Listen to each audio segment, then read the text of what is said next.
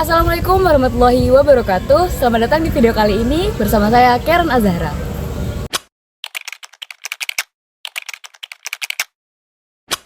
Gimana puasanya? Masih semangat? Atau udah pada letih, lesu, loyo, lunglai, love you? 5L maksudnya. Nah, apapun kondisi kalian di rumah, semoga kalian tetap selalu berada dalam lindungan Allah Subhanahu wa taala. Amin amin ya rabbal alamin. Nah, ngomongin fenomena lemas pada saat bulan puasa, nggak sedikit orang yang merasa lemas pada bulan puasa. Nah, lemas ini dijadikan sebagai sarana untuk bermalas-malasan. Padahal, kalau misalnya dipikir-pikir, generasi kita itu generasi yang multitasking. Kayak nonton series sambil scroll TikTok, bisa. Main game sambil dengerin podcast juga bisa. Tapi masa sih produktif di bulan Ramadan? Susah. Kayak contohnya aja, kalau misalnya mau ngangkat Quran, mau ngangkat mukena buat sholat, itu kayaknya susah banget. Tapi kalau misalnya urusan ngangkat HP buat scroll TikTok, kayak waduh, gercep banget. Nah, di video kali ini kita akan bahas gimana caranya mengubah rasa malas menjadi rasa strawberry atau kegiatan yang lebih produktif. Yuk simak bareng-bareng. Oke, gak jarang sih kita lihat banyak orang yang bermalas-malasan hanya untuk menunggu waktu berbuka puasa. Padahal semakin kita menunggu waktu berbuka puasa hanya untuk bermalas-malasan, maka rasa lapar dan rasa haus itu semakin menghantui diri kita. Nah, kebiasaan bermalas-malasan ini terbentuk karena masyarakat kita menganggap bahwasannya bulan Ramadan itu adalah bulan untuk bersantai dan menunda pekerjaan. Sehingga mereka merasa cukup hanya dengan menahan lapar dan menahan haus tanpa melakukan kegiatan produktif lainnya. Padahal setiap detik dalam hidup kita itu sangat berharga. Ketika kita tidak bisa memanfaatkan setiap detik dalam hidup kita itu dengan baik, maka kita akan tergolong orang-orang yang merugi. Allah Subhanahu wa taala juga berfirman dalam Quran surah Al-Asr ayat 1-3. A'udzu billahi minasyaitonir rajim. Bismillahirrahmanirrahim. Wal 'asri innal insana lafi khusr illal ladzina amanu wa 'amilus solihati wa tawassaw bil haqqi wa tawassaw bis sabr. Yang artinya, demi waktu, sesungguhnya manusia itu termasuk golongan orang-orang yang merugi, kecuali orang-orang yang beriman dan beramal soleh serta melakukan kebenaran dan kesabaran. Nah, ayat ini mengingatkan bahwasannya hanya iman, amal soleh, dan kesabaran kita bisa menghindari kerugian besar dalam hidup kita. Ayat ini juga mengingatkan bahwasannya kita sebagai umat muslim harus selalu produktif, utamanya dalam kondisi berpuasa. Karena pada dasarnya bulan puasa itu adalah bulan yang penuh berkah, di mana ketika kita melakukan kebaikan, maka nanti pahalanya akan dilipat gandakan berkali-kali lipat. Nah, karena bulan Ramadan ini rawan sama yang namanya rasa malas, ada beberapa tips yang bisa kalian lakuin buat melawan rasa malas itu sendiri. Yang pertama ada mulai aja dulu. Ada pepatah mengatakan bahwasannya the beginning is always the hardest. Awalnya itu selalu sulit. Kenapa awalnya itu selalu sulit? Karena ketika kalian mau memulai sesuatu itu kebanyakan mikirnya.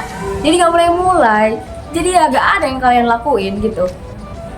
Nah, contohnya aja nih, kalau misalnya kalian mau ngaji gitu ya, itu ambil aja mushaf Qur'annya, jangan terlalu banyak mikir. Nanti kalau misalnya aku ngaji gimana ya, ini banyak yang denger, terus aku dikoreksi, terus nanti salah gitu. No guys, jangan kebanyakan mikir seperti itu. No, ambil aja mushaf Qur'annya, terus kalian taruh di depan wajah kalian nih. Itu insya Allah nanti lama-lama hati itu tergerak. Karena gak kebanyakan mikir gitu. Jangan kebanyakan mikir. Kalau misalnya mau mulai sesuatu, jangan kebanyakan mikir. Mulai aja dulu. Terus yang kedua ada ambil wudhu. Wudhu ini gak cuma sarana untuk bersuci sebelum sholat, tetapi wudhu ini juga bisa menenangkan hati dan pikiran kita. Jadi kalau misalnya kalian lagi males, ambillah wudhu. Insya Allah setan-setan yang ada di kepala, pundak, lutut, kaki itu semuanya hilang insya Allah atas izin Allah. Terus yang ketiga ada mulailah dari hal kecil dan waktu yang sedikit.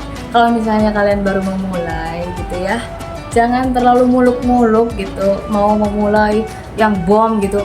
jangan nanti capek gak mau lagi, kan ribet gitu ya guys. Misalnya kalau mau memulai habit untuk sholat duha, ambil 2 rakaat terlebih dahulu ya. Nah kalau misalnya 2 rakaat sudah konsisten, sudah cocok, nanti baru lanjut ke 4 rakaat, 8 rakaat, itu boleh.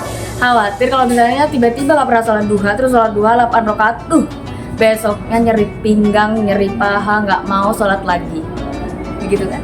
Jadi mulai aja yang ringan-ringan, gak usah sok jago, gak usah.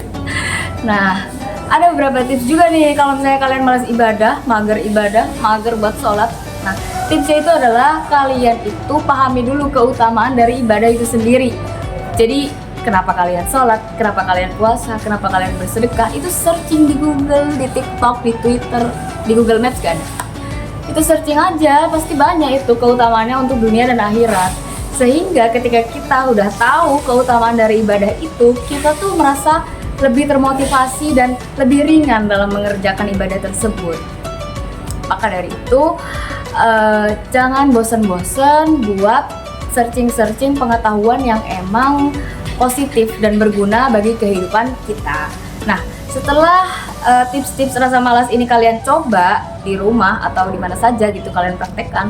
Nah, kalau misalnya rasa malasnya udah terkikis, nanti ya udah hilang dari dalam diri kalian, kalian bisa coba nih buat hidup lebih produktif, utamanya di bulan Ramadan ini. Nah, ada beberapa cara hidup produktif yang aku akan share. Nah, cara agar lebih produktif di bulan Ramadan itu sudah dirangkum dalam jargon START, S-T-A-R-T, di mana tiap hurufnya ini memiliki makna yang berbeda-beda. Yang pertama ada huruf S, yaitu set tujuan harian. Sebelum memulai hari, usahakan kamu itu rencanakan mau ngapain aja hari ini, progresnya gitu. Lupakan goals kamu, fokus sama usaha kamu biar kamu tuh nggak terpaku sama hasil gitu. Terus yang kedua ada huruf T, yaitu time block. Time block itu kalian buat waktu 24 jam itu sebagai blok-blok waktu. Jadi kayak kalian tuh tahu gitu jam-jam segini, pagi-pagi ini mau ngapain gitu. Ada terus jam-jam sore gitu mau ngapain gitu. Ada kayak blok buat ibadah, ada kayak blok buat belajar dan istirahat gitu, biar harinya itu lebih terorganisir. Terus yang ketiga ada huruf A, yaitu ambil nafas terlebih dahulu. Kalau misalnya kalian udah dirasa burn out melakukan aktivitas sehari-hari, itu jangan lupa ambil nafas. Itu bobo siang juga nggak apa-apa kok. 20-30 menit anjurannya. Kalau misalnya lebih dari 30 menit, biasanya kalian itu akan merasa makin lengket dengan kasur gitu ya. Jadi jangan banyak-banyak. Terus huruf yang keempat yaitu huruf R, yaitu reward diri sendiri. Jangan lupa manjakan diri kalian sendiri tiap kali apapun yang terjadi dalam kehidupan kalian itu jangan lupa berterima kasih pada diri kalian sendiri, karena apa-apa yang terjadi dalam diri kalian sendiri itu yang bisa menolong ya cuma diri kalian sendiri gitu ya. Terus yang terakhir ada huruf T yang berarti terapkan self reflection. Dimana kalau misalnya kalian udah mengakhiri hari nih, udah mau bobo gitu misalnya, itu kalian bisa evaluasi diri dengan melihat set tujuan yang udah kalian buat tadi, biar kalian tuh tahu misalnya, oh ternyata aku tuh nggak mampu belajar 40 jam, misalnya 4 jam gitu ya.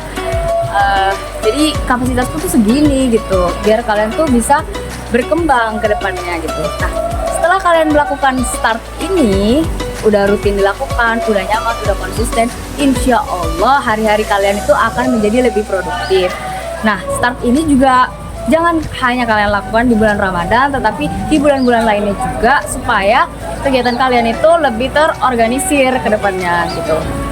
Terus juga mulai sekarang please stop untuk bersantai-santai, karena pada dasarnya kita nggak ada yang tahu waktu kita itu sampai kapan. Kita nggak ada yang tahu kita dijemput sama malaikat itu kapan. Jadi tolong dari sekarang manfaatkan waktu sebaik-baik mungkin, apalagi di bulan yang penuh berkah ini, biar pahalanya itu ngalirnya tuh deres, lancar. Menurut saya itu aja sih dari saya. Semoga pembicaraan kali ini dapat bermanfaat dan berguna bagi kita semua. Kurang lebihnya saya mohon maaf. Wassalamualaikum warahmatullahi wabarakatuh.